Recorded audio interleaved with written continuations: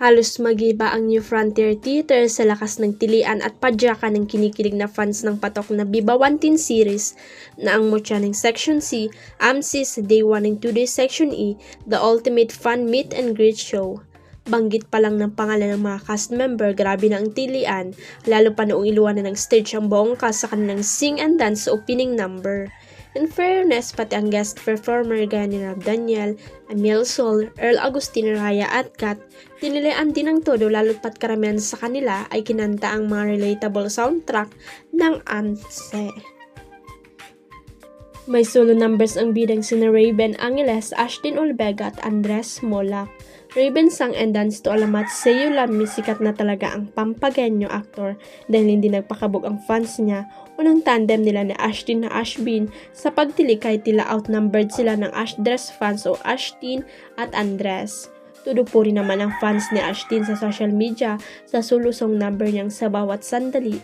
Beauty na raw ay maganda pa ang boses. May nagsabi ring total performer siya dahil bukod sa sing and dance ay mahusay rin daw o marte.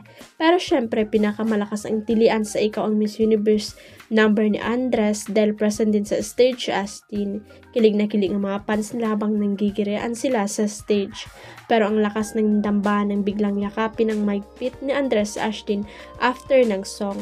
Ang moment na din iyon ang paulit-ulit na pinupost ng fans na nakapanood si Day 1 parang na-carried away si Andres sa pagiging thankful sa success ng kanyang first big project at na-release niya ang thankfulness na yon sa katandem niyang si Ash. Kahit maagang napatalsik sa Pinoy Big Brother Celebrity Collab Edition ang kapamilya star na si Kyra, ay malaking tulong naman sa kanyang karir ang pagpapasok sa bahay ni Kuya. Very thankful nga si Kyra Ballinger sa kanyang PBB exposure at talaga namang pinag-uusapan siya ngayon. Bigla naging maingay ang pangalan ni Kyra. And in fairness kay Kyra nang makita ng abante siya sa spotlight press con ng Star Magic, talagang sinabi niyang masayang-masaya siya ngayon sa takbo ng kanyang karir. Napansin din ng abante na mas confident na ngayon si Kyra. Natuwa nga ang abante habang katsikahan si Kyra dahil mas madadal na siya ngayon. Huwag kalimutang i-click ang subscribe button at i-ring ang notification bell para sa latest at legit chika updates.